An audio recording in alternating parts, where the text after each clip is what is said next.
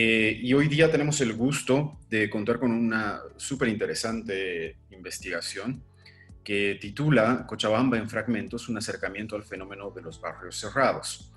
Nuestro disertante va a ser el doctor Juan Cabrera, que es el director del Centro de Investigaciones en Arquitectura y Urbanismo, CIAU, de la UPB.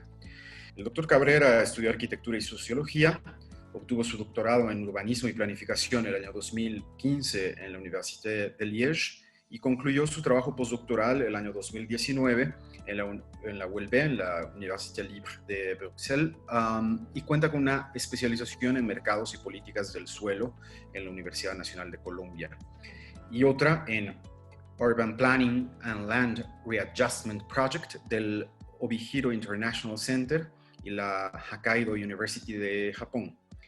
El doctor Cabrera participó en más de 15 planes urbanos en Bolivia y Colombia, entre los que sobresalen el Plan de Acción Cochabamba Sostenible con el BID. Es profesor de Urbanismo e Investigación en la UPB, así como director del Centro de Investigaciones en Arquitectura y Urbanismo CIAU. Tengo entonces el gusto de darle la palabra al doctor Cabrera. Muchísimas gracias, Juan. Tienes la palabra. Bien, hola Andrés, buenas tardes a todos y todos. Una maravilla estar de nuevo en este espacio de difusión de nuestras investigaciones, que creo que es el espacio ideal y lo que todas las universidades deberían hacer, ¿no? Difundir permanentemente al público y en general la investigación que hacemos en Bolivia. Bien, yo les voy a presentar esta oportunidad, una investigación que hemos trabajado entre el año 2018 y 2019 entre varias personas. Aparte de mi persona, han estado Andrés Escobar, Micaela Ugarte, Lucía Telles y además estudiantes de Urbanismo 2 de la UPB del año 2018 y 2019. Es un trabajo que nos ha llevado casi 2 años por las particularidades del fenómeno, ¿no? Aunque ha habido un trabajo concreto de menos tiempo. Bien, intentaré ser concreto y les mostraré de qué se trata esto. Cochabamba en fragmentos, un acercamiento al fenómeno de los barrios cerrados. Bien, vamos a ver entonces una exposición en 5 partes. Veremos un poco sobre la Cochabamba metropolitana, su urbanización y la diferencia socioespacial, la evolución teórica de la diferencia socioespacial en la ciudad en términos generales, veremos un poco la metodología, los resultados y finalmente las reflexiones y conclusiones. Bien, Cochabamba es una urbe compuesta por 7 municipios que ocupa una superficie aproximada de 20.000 hectáreas. No obstante, esta línea roja que ustedes ven es el nuevo perímetro urbano, resultado de una ley que es la ley número 247, que demandaba la delimitación de los radios urbanos para convertir todo ese suelo que es rural en urbano, ¿no? En términos legales. Eso estamos hablando de más o menos 37.000 hectáreas, es decir, que se había ampliado 17.000 hectáreas de área urbana legal en la actualidad dentro del área metropolitana de Cochabamba. Es importante indicar de que tenemos de todos modos un nivel de expansión urbano bastante rápido, ¿no? que se ha multiplicado en los últimos años en una gran cantidad y podríamos decir que la expansión alcanza más o menos a 26 hectáreas por mes, de acuerdo con la investigación que trabajamos hace unos años y una cantidad importante cada año, ¿no? Es importante indicar de que parte de la urbanización importante o amplia está ubicada hacia el norte, ¿no? Esto indico porque está vinculado básicamente, o vinculada esta reflexión con el tema en cuestión. Bien, les decía, parte de esta gran expansión que está al norte se está creciendo sobre el Parque Tunari y como ustedes pueden ver en la imagen de abajo, una gran cantidad de esta urbanización corresponde con estratos o con población de clase media para arriba, de los cuales algunos son básicamente barrios cerrados. Sin embargo, esta idea del barrio cerrado nos retrae a la lógica de la diferencia socioespacial, ¿no? ¿Y qué vamos a entender por diferencia socioespacial? Básicamente es un fenómeno que pretende identificar, mostrar sobre el espacio cómo las sociedades empiezan a distinguirse en función a clases sociales, condiciones étnicas. Eso como referencia principal. Entonces hay que indicar de que las ciudades, desde que han nacido, digamos, siempre han tenido esta condición de diferenciar socioespacialmente, ¿no? No es un fenómeno nuevo la diferencia socioespacial, distinguir entre pobres y ricos, entre condición respecto a recondición, sino está desde que han nacido básicamente las ciudades en el mundo y por supuesto en América Latina y Bolivia. No obstante, muchos de los procesos de diferenciación socioespacial que indicó, inclusive han sido planificados, ¿no? Aquí hay un ejemplo que ustedes pueden ver: Cochabamba, es el plan regulador del año 49, aprobado en el año 61, de Cochabamba metropolitana, bueno, lo que llamamos de la región urbana, donde ya se puede corroborar de que había áreas residenciales para un tipo de población, económicamente y socialmente hablando, respecto a otro tipo, ¿no? Ustedes pueden ver la zona tipo Ciudad Jardín, está ubicada al norte de la ciudad, y la zona de área vivienda obrera y de interés social está evidentemente ubicada a la vivienda al sur. Entonces, esta idea de la diferencia espacial no solamente es una cuestión que viene desde hace mucho tiempo, digamos, sino también es una cuestión planificada. Bien, sin embargo, esta idea de los barrios cerrados, en un momento los definimos bien, son visibles desde la década de los 80, fines de los 80, ¿no? Dos investigadores, tal vez los primeros que han trabajado este tema en Cochabamba, Águeda y Mamani, estimaban que más o menos 10% de la población vivía en este tipo de condición de barrio cerrado o condominio, que vemos en este momento, o estaban en procesos de encerramiento. Entre el año 2000 y 2016, el Colegio de Arquitectos de Cochabamba había procesado 600 trámites de nuevas urbanizaciones, de los cuales 265 tenían superficies menores a 5.000 hectáreas y 341 superiores. No tenemos el dato, pero podemos suponer que varios de estos proyectos correspondían con barrios cerrados. Bien, ¿cuál es la institucionalidad alrededor de estos barrios cerrados o conjuntos habitacionales cerrados o condominios, en la lógica de la institucionalidad boliviana o cochabambina básicamente? En el Cochabamba, municipio, se empieza a reconocer esta forma de, no necesariamente el barrio cerrado, pero la posibilidad de vivir aislado del resto a través de condominios, conjuntos habitacionales de ese tipo, el año 91, ¿no? El año 91 hay una ordenanza municipal que reconoce esta figura, y el año 95 hay una primera reglamentación del uso de suelo y de reconocimiento del condominio específicamente, que no es lo mismo que el barrio cerrado, pero es similar. En un momento les comentaré cuál es la diferencia, ¿no? Este reglamento del año 95 básicamente demandaba de que la planificación, construcción, servicios, etcétera, sean de ejecución exclusiva de sus promotores, ¿no? Y que los impuestos deberían ser utilizados, los impuestos de estos conjuntos habitacionales deberían ser utilizados para mejorar el entorno, es decir, fuera del barrio, ¿no? Y que además deberían regirse en función a la Ley de Propiedad Central del año 75, el Código Civil del año 75. En el caso de Tiquipaya, se reconoce igual solamente los condominios y demanda un 38% del terreno, de la tierra que va a ser dirigida a construir el condominio, debe ser utilizada para fines colectivos fuera del condominio. No existe una reglamentación específica alrededor del barrio cerrado, digamos. Sin embargo, había una demanda hasta hace 2 años de que cualquier proyecto de condominio, de conjunto habitacional, que tenga más de 10.000 metros cuadrados, deba construir plantas de tratamiento internas dentro de los barrios. En el caso de Sacaba, Quillacollo y Colcapirua, tampoco existe reglamentación específica sobre el barrio cerrado, sí del condominio. Bien, entonces, en un momento concretizo la diferencia entre estas cosas. Pero para pensar en la diferencia socioespacial, les voy a comentar rápidamente cuál es la evolución de esta idea de la diferencia socioespacial en la ciudad, ¿no? Esto se inaugura casi con el urbanismo, ¿no? Cuando empezamos a generar teorías a inicios del siglo XX, se empieza a analizar la ciudad de una perspectiva sociológica, y esta perspectiva sociológica analiza básicamente las ciudades occidentales y demuestra, básicamente la Escuela de Chicago, 1920, 1918, un poco más adelante, demuestra que las ciudades occidentales tendían a dividirse en unas zonas centrales, donde se ubicaban los administradores de la ciudad, digamos, y una serie ya sea de anillos, de sectores o de núcleos, donde se diferenciaban las condiciones sociales, ¿no?, sobre el espacio. Es por eso que pueden ver ustedes, por ejemplo, en el gráfico, zonas de clase media, zonas de clase alta, zonas de clase baja, zonas de trabajadores, etc. Entonces, esta teoría de la Escuela de Chicago, con un conjunto de sociólogos al interior y pensadores, muy vinculados con el darwinismo social, proponían de que la ciudad de manera natural se organizaba de esta forma, ¿no? Recuerden el tema de manera natural. Es interesante ver que esta lógica, esta supuesta naturalidad de diferenciar en el espacio a las condiciones sociales, étnicas, etcétera, fue recuperada por toda la corriente del urbanismo moderno, esa que básicamente ha inaugurado el tipo de urbanismo que hacemos en la actualidad, ¿no? El Siam, Le Corbusier y toda esta gama de autores, urbanistas, arquitectos, artistas que piensan la ciudad a partir de 1920, 30, 40, vamos a decir, operativizan la diferencia natural, social, espacial que planteaba Chicago, la Escuela de Chicago, y empiezan a plantear en planes, ¿no? En planes donde diferenciamos el uso de suelo a través de usos de suelo comercial, residencial, industrial, etcétera, pero muy vinculada también a la diferencia social espacial.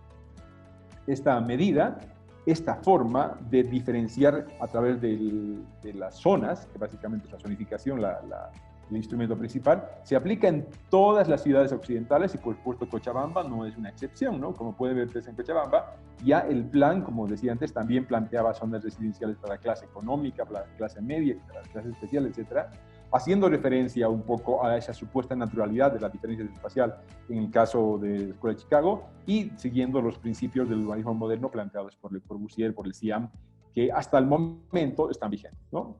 Sin embargo, los años 60 aproximadamente, hay un gran movimiento, principalmente de la corriente de los geógrafos marxistas, que dicen que no, que todo esto es mentira, que no hay ninguna naturalidad alrededor de la diferencia espacial y que más bien es básicamente una materialización del capital, ¿no? De cómo el capital se distribuye en el espacio y no tiene que ver para nada con una cuestión natural que planteaba el darwinismo social vinculado con la Escuela de Chicago en Estados Unidos, sino que básicamente era un reflejo del capital, ¿no? Y se empiezan a oponerse inclusive a las corrientes del urbanismo moderno. Por eso este gráfico es muy claro que dice "Wanted for Crime Against Humanity", ¿no? Básicamente Le Corbusier, el padre del urbanismo moderno. Y alrededor de eso, estos mismos autores, una serie de marxistas y otros no de la misma corriente, van corroborando de que la aplicación de estos principios del urbanismo moderno, digamos, que dependían de esta lógica de la Escuela de Chicago, ya alrededor de los años 80, 90, empiezan a construir una ciudad totalmente fragmentada, ¿no? Donde el centro desaparece y de pronto la ciudad es un escenario lleno de fragmentos con un centro totalmente desaparecido, vamos a decir, solamente articulado a través del coche, y donde se empiezan a materializar una serie de diferentes fragmentos vinculados con el consumo particular, con las clases sociales, con los barrios cerrados, con las zonas altamente aseguradas, etcétera, etcétera, sin una unidad en general como ciudad, sin un centro que domine y más bien con una serie de fragmentos distribuidos en el espacio, ¿no? Bien, eso digamos en términos generales. Sin embargo, en América Latina, pensando en la ciudad latinoamericana y cómo se organiza esto, se puede encontrar básicamente 4 etapas, ¿no? Una primera etapa colonial de ciudad compacta, evidentemente también distribuida, como ven aquí en el gráfico, por condiciones y por clases sociales, ¿no? Desde que llegaron los españoles, una clase para los españoles, para los curas, etcétera, etcétera, y alrededor para los indígenas o los criollos o otras condiciones, que con el tiempo va adquiriendo va ampliando la ciudad y va, digamos, asimilándose o relacionándose un poco con la idea, con estas nociones de la Escuela de Los Ángeles que les comentaba, aunque aparte más de la idea de una ciudad fragmentada y altamente dispersa, conformada por una serie de islas, ¿no? Es decir, que la ciudad latinoamericana en la actualidad tiene todavía parte de la ciudad española que tiene un centro relativamente importante, pero mucha parte de su población se ha ido segregando o se ha ido expandiendo en las periferias, ya sea por cuestiones sociales, por cuestiones étnicas, económicas, etcétera, etcétera. Podríamos decir que las ciudades latinoamericanas y por supuesto las bolivianas siguen un poco este patrón, ¿no? Que hay un centro que domina, pero que las clases empiezan a distinguirse alrededor de esto a través de diferentes fenómenos, por ejemplo, los barrios de vivienda social, barrios cerrados urbanos, suburbanos, grandes, etcétera, etcétera. Ahí se pueden reconocer diferentes fenómenos, ¿no? La marginalización, la segmentación, la segregación, la fragmentación, dentro de la fragmentación, la guetificación, la archipielagización, etcétera, una serie de fenómenos. Sin embargo, voy a básicamente mencionar 2 importantes. La segregación, que tiene que ver con la posibilidad de que un grupo social, ya sea de economía media, alta, baja, se segrega, se separa de la ciudad, normalmente las periferias, precisamente para tener un nivel mínimo de relación con el resto de la ciudad, condicionada por su necesidad de homogeneización, digamos. Pero hay un vínculo con la ciudad. Sin embargo, la fragmentación es un fenómeno un poco más avanzado, voy a llamar eso, que pretende básicamente este nivel de agregación social, segregación del resto, pero que tiene lógicas de autonomía y autarquía en un mayor nivel, es decir, que la gente gobierna su territorio e inclusive puede lograr mantener su territorio. Y esto se divide en diferentes dimensiones, ¿no? Bueno, alrededor de eso, ¿qué son los barrios cerrados que hemos ido hablando, no? Los barrios cerrados básicamente se caracterizan por este fenómeno de agregación entre grupos homogéneos, ¿no? Que cierran su espacio, cercan su espacio, muy vinculado con dispositivos de vigilancia. La idea es separarme del resto y tener dispositivos de vigilancia alrededor, y normalmente a través de viviendas que son de baja altura, ¿no? La diferencia con el condominio es de que los barrios cerrados son viviendas unifamiliares y están cercados por muros, por vallas, por una serie de dispositivos, y muy cercanos a las lógicas de securitización, ¿no? Y alrededor del cual definen o construyen una serie de elementos como muros, rejas, verjas, etcétera, etcétera, que impiden el paso de la gente del exterior y tienen una suerte de importantes emprendimientos vinculados con la seguridad, ¿no? Entonces, básicamente un barrio cerrado es aquel espacio, ¿no? Royman lo caracteriza como que está normalmente en el área suburbana, con patrones de suelo con el que está vinculando, apoyando el cambio de suelo, con contrastes sociales fuertes, principalmente en América Latina, porque la periferia siempre ha correspondido con población económicamente más reducida, normalmente articulada a vías de circunvalación que les permitan desplazamiento, ¿no? Donde más o menos se ubican sectores altos, medios altos, y busca relaciones con el mismo grupo de población. Se distinguen de otro tipo de fenómenos como los countries, como los clubes, porque normalmente tienen no tienen una serie de equipamientos interiores esenciales, como por ejemplo clubhouse y ese tipo de cosas, ¿no? El tamaño varía de acuerdo al estrato, tienen un montón de dispositivos de seguridad, normalmente son proyectos inmobiliarios de alta renta, es un gran producto inmobiliario en la actualidad. Entonces, los servicios públicos al interior, digamos, están servidos por las empresas privadas, tienen reglamentaciones específicas, etcétera, etcétera. Me apuro un poquito. Bien, alrededor de esto, Vidal Rojas, que es nuestra principal referencia, es un chileno que trabaja el tema de barrios cerrados, reconoce que ahí básicamente son 3 dimensiones las que podrían caracterizar la ciudad latinoamericana, los barrios cerrados, y en función de eso vamos a comentar hacia adelante. Bien, ¿qué hemos hecho para trabajar los barrios cerrados en Cochabamba? Reconocer que es tal vez el primer acercamiento después de esta investigación que comenté de Ágreda y Mamani, pero podría decir que es entre los primeros acercamientos a estudiar los barrios cerrados en todo el país, ¿no? En Bolivia ya tenemos este fenómeno relativamente extendido, más en Santa Cruz que en el resto de ciudades, pero no existen estudios pormenorizados, ni siquiera generales, que muestren un poco la situación. ¿Qué hemos hecho? Hemos trabajado casi 2 años, sin embargo 10 meses con mayor actividad, digamos, que nos ha permitido identificar básicamente esta cantidad de barrios, ¿no? Estamos hablando de 140 barrios ubicados principalmente en Cochabamba, Sacaba, Tiquipaya, un poco Colcapirua y casi nada Quillacollo, bajo esta referencia. 71 barrios en Cochabamba, municipios, 29 en Tiquipaya, 23 en Sacaba, 9 en Colcapirua, 8 en Quillacollo y 140 barrios en total. Estamos hablando de barrios cerrados que básicamente son conjuntos habitacionales de viviendas unifamiliares, normalmente no estamos hablando de edificios, que tienen esta condición de securitización, de estar encerrados, cercados, etc. Más o menos en estos 140 barrios en Cochabamba habitan más de 16.000 habitantes. Estamos hablando de 1.39% de la población metropolitana, es muy poquito, ¿no? Todavía no es significante, más o menos 4.200 unidades habitacionales dentro de estos barrios, ¿no? Ocupan en general 311 hectáreas, que es básicamente 1.63% del área urbana metropolitana, si es que tomamos 19.000 hectáreas como la huella urbana. Bueno, para mostrar la situación de estos barrios, lo que hemos hecho es básicamente elegir 15 barrios que representan el 11.11% del total de los barrios cerrados. Sin embargo, incluyen a 6.300 habitantes. Hemos tomado los más grandes, ¿no? En adición, ellos representan el 0.6% de la población metropolitana, 197 hectáreas del área metropolitana y más o menos 2.194 unidades habitacionales. Esta es nuestra muestra y básicamente son 15 barrios que hemos tomado hacia adelante, ¿no? Son 15 barrios, de los cuales hemos tomado los cerrados totalmente, los que han nacido cerrados y han sido diseñados como cerrados, y aquellos que están en proceso de encerramiento, que son importantes. ¿no? Ese es un fenómeno importante a reconocer, de que en el caso cochabambino, por lo menos, hemos estudiado esto, los últimos 20 años hay una gran cantidad de barrios que están empezando a cerrar. Entonces, hemos estudiado estos barrios, los que están en cerramiento, que no han nacido cerrados, y los cerrados de facto, ¿no? Están básicamente ubicados aquí, son estos que ustedes que ven en el mapa, y pueden ver que varios se encuentran sobre la cota 2750 por ahí.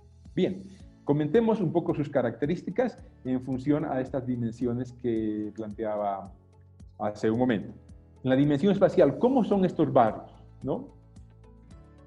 Estos barrios están ubicados, como pueden ver en el mapa, normalmente al centro norte de la ciudad. No quiere decir que no haya al sur. Básicamente la Rinconada se encuentra por el barrio y por la Laguna del Laya, aunque es un barrio cerrado gradualmente y hace pocos años, no nació así. Hay una presión sobre las tierras agrícolas y protegidas. El caso de Lomas de Aranjuez, el caso de Bellavista, están precisamente sobre el Parque Tunari, y las Lomas de Aranjuez en una mayor proporción, ¿no?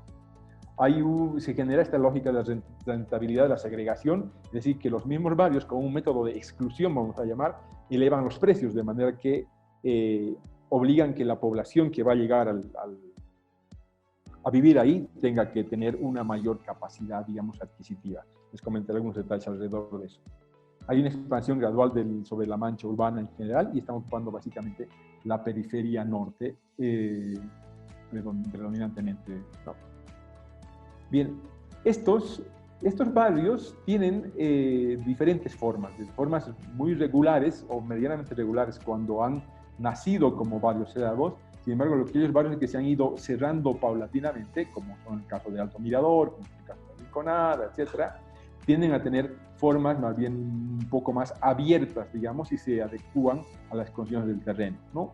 La mayor parte se encuentran en zonas de pendiente. Eso es interesante demostrar, que están en la pendiente del Tunari hacia abajo, ¿no? Y se van cerrando de acuerdo a sus necesidades de seguridad normalmente. Los barrios que han nacido cerrados tienden a tener mayores infraestructuras al interior. Por ejemplo, en el caso del Bosque, tienen bosques al interior, o tienen una serie de lagunas, inclusive en algunos casos, como aquí. Como pueden ver en el caso del barrio El Valle, tienen una suerte de lagunita, o piscinas, como en La Serena tienen una laguna artificial al interior, que comentaremos en un momento. Tienen una serie de bosques y estructuras específicas dirigidas básicamente a salvar las necesidades de recreación o de esparcimiento de la población alrededor. Bien, sus formas y sus diseños son bastante interesantes. En el caso de La Serena, hemos podido encontrar que tiene inclusive una laguna al interior, ¿no? Y ahí hay que reconocer que este lago, normalmente en época de estiaje, como en la actualidad, es llenado a través de carros cisterna, ¿no? Es una laguna entera, bueno, muy grande por supuesto, que en algunos casos es llenada por carros cisterna, ¿no? Y que normalmente han ido utilizando los elementos naturales para circundarse alrededor, ¿no? Es así, o en otros casos como que son, además de tener los muros, digamos, los muros que caracterizan el tipo de fenómenos, pues utilizan masa boscosa que limita la subida del barrio, o están al interior de los conjuntos habitacionales. Los otros barrios, los que no han nacido necesariamente como barrios cerrados, están todavía agregados a la ciudad de forma general, como es el caso del Vaticano, como es el caso del barrio irlandés, como es el caso del barrio Mirador, ¿no? No necesariamente están vinculados a un eje, como decíamos anteriormente. Todos estos barrios están vinculados con alguna avenida principal, eso es importante reconocer. Sin embargo, los barrios que se han ido cerrando paulatinamente, como es el caso de la Rinconada, bueno, aquí en este caso hay en el circuito Bolivia, pero en el Vaticano, irlandés, otros están, digamos, inmersos dentro de la ciudad, pero se han ido cerrando poco a poco, entonces en algunos casos no coinciden con estar cerca a grandes avenidas, etcétera, ¿no? Y normalmente los límites, en este caso, son trancas o enrejados o algún muro en algún caso, y no necesariamente son los muros grandes como en los barrios que han nacido cerrados. Es importante indicar de que, por ejemplo, de estos barrios, me interesaba hacer una incidencia en el tema del agua, tomando en cuenta de que en el caso de Cochabamba, 80% del agua viene de operador comunitario, ¿no? Nos interesaba saber cómo estos señores, o de dónde sacan agua, ¿no? Estos grupos, estos barrios. Y descubríamos de que una importante cantidad tienen sus pozos propios, administrados por ellos, ¿no?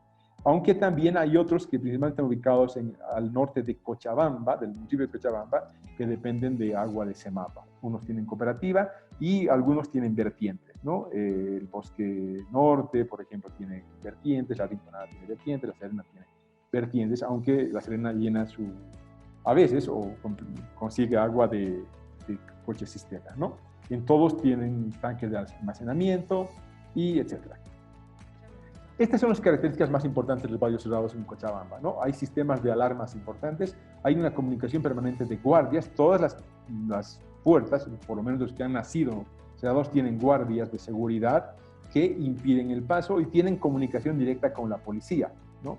En barrios como las Lomas de Aranjuez, por ejemplo, que es uno de los barrios más interesantes, los vecinos ya tienen unos carnets, unas tarjetas magnéticas específicas con las que pueden entrar y salir, ¿no? Entonces ahí hay un control permanente de cuándo salen, cuándo entran, cuándo llegaron, cuándo se fueron, etcétera. Sin embargo, la población que no es residente del barrio tiene que dejar su carnet y todo este tipo de dispositivos alrededor, ¿no?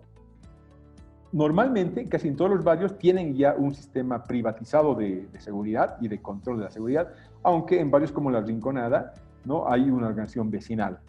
Un poco muestra de que estos barrios que están cerrando poco a poco a través de las rejas, como pueden ver aquí, todavía se organizan como vecinos para algunos ítems, como la seguridad, a diferencia del bosque o de Lomas de Aranjuez, etcétera, donde tienen básicamente guardias, además de una serie de dispositivos como cámaras, etcétera, alrededor para controlar la seguridad, que es la principal preocupación.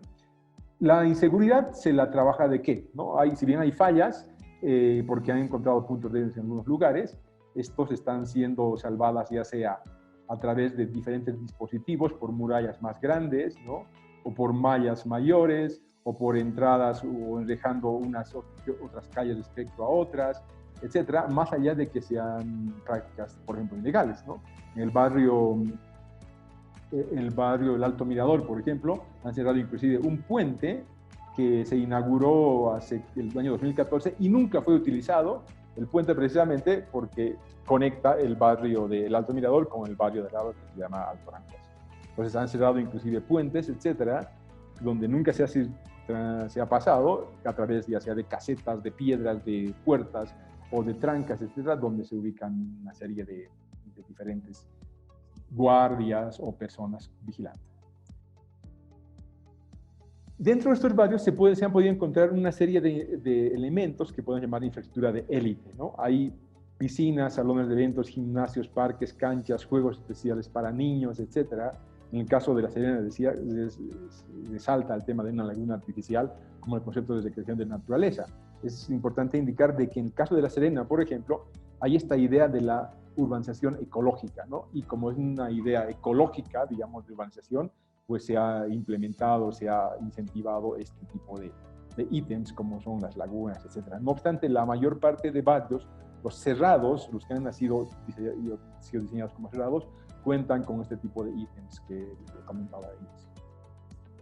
Es interesante ver las particularidades dentro de las viviendas, ¿no? Se encuentran viviendas ya sea aisladas, donde podemos encontrar viviendas de muchos pisos, ubicadas ya sea en pendiente o en plano, con dimensiones bastante amplias, o tenemos viviendas que son mixtas, digamos, con diseños muy particulares, por decir, normalmente de 2, 3 plantas, como ven en el caso, o tenemos las viviendas fijas o apareadas, como en este caso, donde podemos compartir, digamos, muros y se van consolidando las viviendas a través de este tipo de modelos. Por ejemplo, en el bosque norte-sur se han encontrado, o en el Vaticano, viviendas hasta de 4 plantas, en Alto Mirador, modelo Serena, Magnolia, hasta de 3 plantas, en otras como Bellavista, Lomas de Aranjuez, normalmente han propuesto 2 plantas dentro de sus jurisdicciones. Es importante indicar de que en la mayor parte de estos barrios hay reglamentaciones urbanas específicas, ¿no? Por ejemplo, en el caso del bosque, es importante indicar de que el lote mínimo que se oferta o que se puede conseguir en el bosque son 1000 metros cuadrados. Y la vivienda, la superficie construida en el bosque, no puede ser inferior a los 700 metros cuadrados. A esto me refería cuando hay, por ejemplo, esta lógica de la renta de segregación. Es decir, por más de que alguien quiera ir a habitar en un barrio, pero si no tiene la capacidad para tener un lote de 1000 metros y construir mínimamente 700 metros cuadrados, pues automáticamente no cumple con las reglas internas del barrio, unas reglas acordadas en consenso, por supuesto, y esto significa una cierta forma de exclusión. Bien, vamos adelante. Pues decía, ¿no? Se encuentran infraestructuras interesantes, viviendas de alta calidad, normalmente con el tipo chalet, que es el predominante casi en todos los barrios, ¿no? Con piscinas, con vías anchas al interior de los mismos barrios, que urbanísticamente no se justifican, pero tienen una infraestructura particular y administrada y financiada en la mayor parte de los casos por ellos, ¿no? Bien, digamos eso en términos espaciales, ¿cómo son estos barrios cerrados? Pero ahora veamos cómo es en términos sociales. Lo que hemos hecho nosotros más o menos es tratar de identificar qué piensa la gente, cuáles son sus expectativas, cuáles son sus prioridades dentro de los barrios cerrados, por qué están ahí, cómo son, etcétera. Ha sido un trabajo relativamente o bastante complicado, mejor dicho, porque entenderán de que entrar en un barrio cerrado es muy complicado, ¿no? Precisamente porque la esencia del barrio es la seguridad y la poca posibilidad de acceso a información. En términos generales hemos descubierto de que la población en estos 15 barrios gira alrededor de los 20-59 años, ¿no? Más del 65% son mujeres, 75% son originarios de Cochabamba, y normalmente hay 4 miembros por familia, ¿no?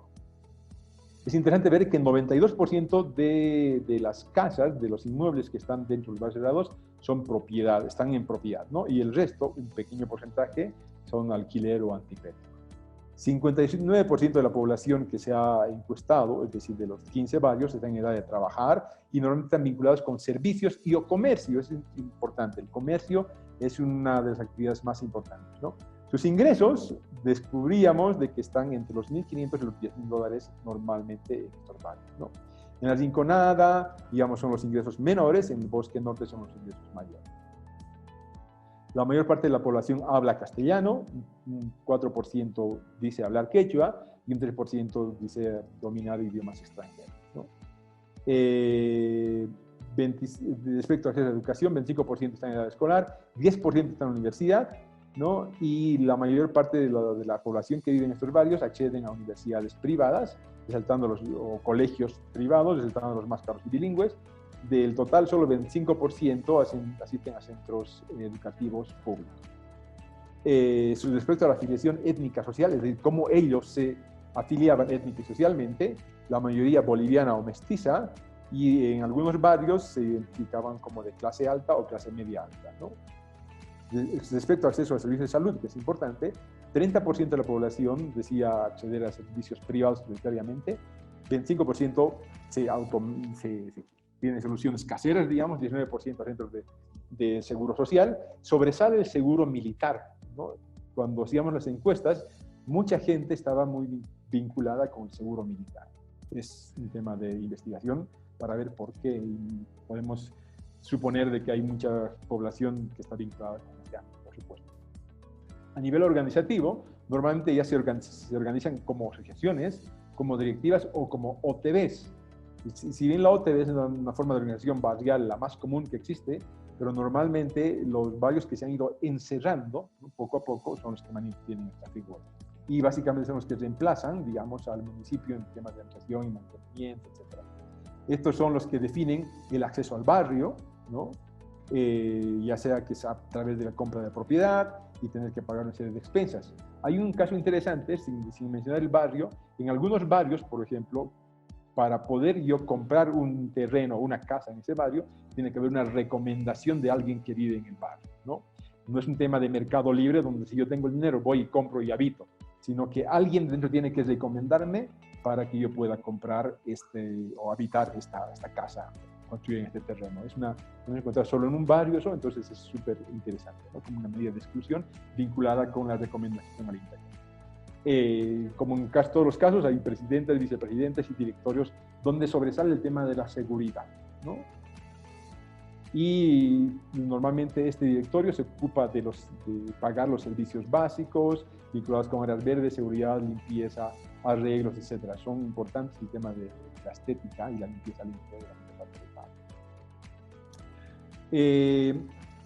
es interesante corroborar de que muchos de los barrios que ya están cerrados de facto, ¿no? Aunque no hayan nacido así, tienen participación en las OTBs, o son parte de las OTBs, o están vinculadas de alguna forma. Y ahí se han podido encontrar que, por ejemplo, algunos barrios como Alto Mirador está cerrado, Bellavista está cerrado, etcétera, etcétera, tienen algún tipo de vinculación o algún tipo de participación con el POA, es decir, el presupuesto patrimonial. Es decir, que el gobierno municipal, más allá de que estén cerrados, ¿no?, financia todavía cosas al interior, ¿no? Y recuerden que cuando mostramos un poco la institucionalidad de arreglos de este tipo de figuras como el condominio, se partía de la idea de que todo tiene que ser financiado por los privados. Pero se puede corroborar de que hay, ¿no? Aunque hay también varios que no tienen ningún tipo de relación con presupuestos municipales. Entonces pueden ver cuáles tenían algún tipo de relación. Respecto a la dimensión simbólica, es decir, cómo percibe la gente, cómo se siente la gente y qué es vivir, cuál es el valor de vivir en estos barrios. Preguntamos por qué vive a los vecinos, ¿por qué vive usted en este barrio?, ¿no? Y predomina la idea de la seguridad. Nos venimos a vivir aquí, dejamos el centro para vivir aquí por la seguridad, ¿no? La escuela de Los Ángeles, que comentaba al inicio, que si bien no voy a profundizar, parte de la idea de que es la ecología del miedo, es decir, el tema del miedo, el principio de organización actual de la ciudad. Y creo que eso se puede empezar a corroborar aquí, ¿no? De que la mayor parte pone la idea de la seguridad como la razón principal para cambiar de residencia y ubicarse en barrios cerrados. Otros plantean la tranquilidad, otros plantean la ecología y otros plantean la organización, es decir, que hay un mayor nivel de organización en los barrios. Sin embargo, les preguntaba, ¿cuáles son las desventajas, sin embargo, de vivir en estos barrios? Hay más normas, ¿no? Hay más normas, hay menos privacidad y hay menos convivencia. Eso me parece muy interesante. Más regulados, no pretenden ser regulados por el Estado, no quieren, digamos, no aceptan todas las reglas del Estado, sin embargo, tienen que aceptar las reglas al interior. Imaginarios sobre sí y sobre otros, desde adentro, ¿no? Ellos dicen que predominan lógicas o referencias como la raza, como la clase, como la nación, desde fuera, digamos, mejor dicho, desde adentro, ¿no?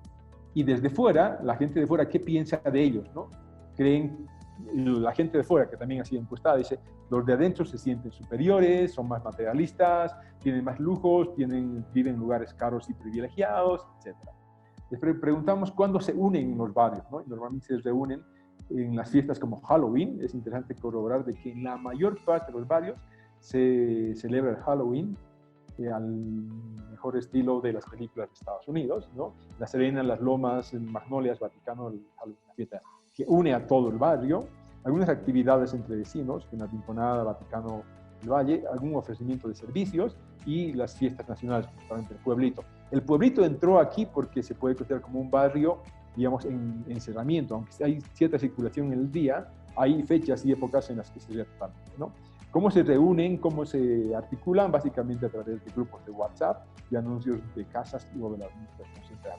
La administración de estos barrios tiene un rol fundamental porque básicamente son administradores pagados que tienen la función de salvar todas las necesidades y dar respuesta casi a todas las demandas. Es interesante ver también que en algunos barrios hemos encontrado que no solamente es un administrador, sino que la administración del barrio tiene un administrador, tiene un fontanero, un plomero, o tiene un arquitecto y tiene jardineros, etcétera, para salvar los problemas. ¿Cuáles son sus expectativas? Las expectativas de este tipo de barrios y con la población encuestada, ¿no? La mayor parte plantea de mejorar su infraestructura, y mejorar la infraestructura tiene que ver con mejorar su nivel de seguridad, quizás cerrar mucho más para hacer más seguro este barrio, ¿no? Y muchos plantean también de que es un modelo interesante porque les permite mayor convivencia al interior y, por supuesto, mayor seguridad. No obstante, se ha encontrado también que barrios cerrados, muchos de los barrios cerrados, están deviniendo, digamos, de una suerte de viviendas sociales en inicio o en origen, ¿no? Por ejemplo, los primeros barrios como Sidums o como otros que están en Resacaba eran barrios de corte social, vamos a llamar, no necesariamente vivienda social, pero administrados, inaugurados, financiados por instancias como la Universidad de San Simón, etcétera, que tenían esa lógica y se han ido convirtiendo en barrios cerrados bajo la lógica o por la demanda de tener mayor seguridad, ¿no?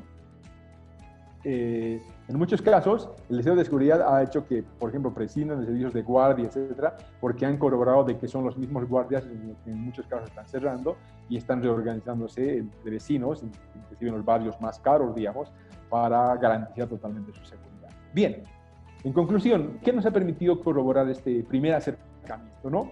Que aunque los barrios no han alcanzado todavía un nivel relevante, ¿no? Es un fenómeno que se está multiplicando rápidamente, ¿no? En Cochabamba, como decía, hemos podido identificar hasta el año 2018, 2019 escribimos el informe, 140 barrios cerrados, ¿no? Aunque no hay una dislocación total de relaciones con la ciudad, ¿no? Esto no se da básicamente porque el tamaño de los barrios no los permite, ¿no? Ahí entramos a indicar de que, por ejemplo, la mayor parte de los barrios, vuelvo en un momento, la mayor parte de los barrios son pequeños en el caso de Cochabamba. De los 140 barrios, 124 barrios son menores a 5 hectáreas. 99 barrios son inferiores a 1 hectárea y 74 barrios son menores a la media hectárea, ¿no? Este análisis de las superficies nos permite más o menos pensar de que este patrón de residencia es más un producto inmobiliario, del mercado inmobiliario, ¿no?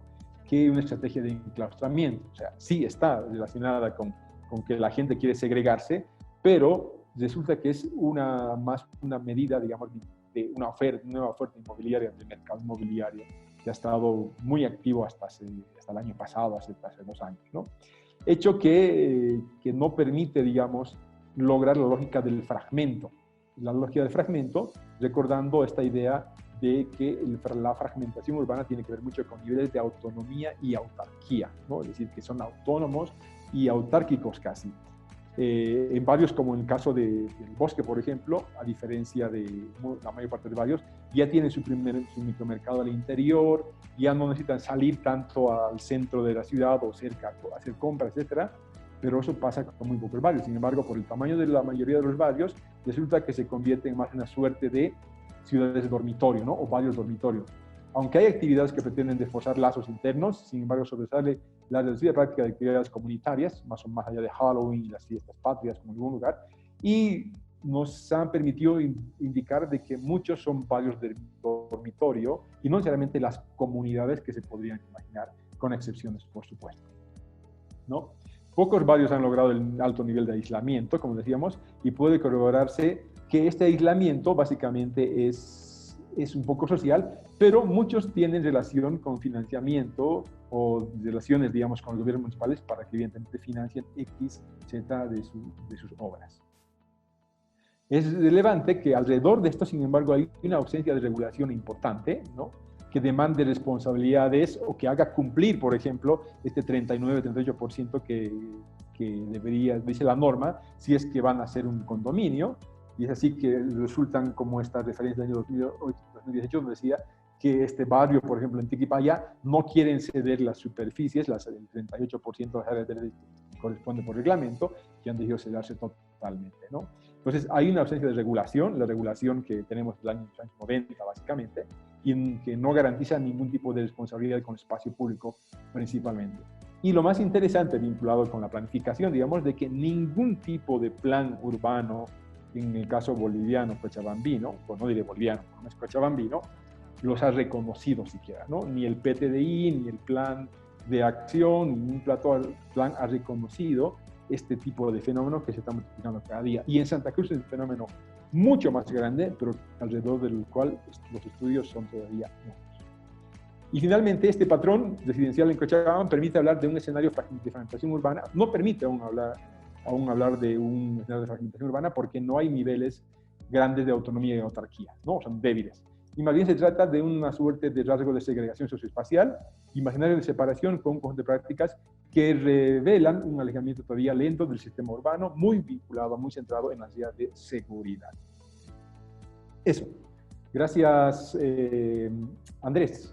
Gracias, Andrés. Gracias al Vicerrectorado de Investigación. Gracias a todos y todas. Buenas tardes.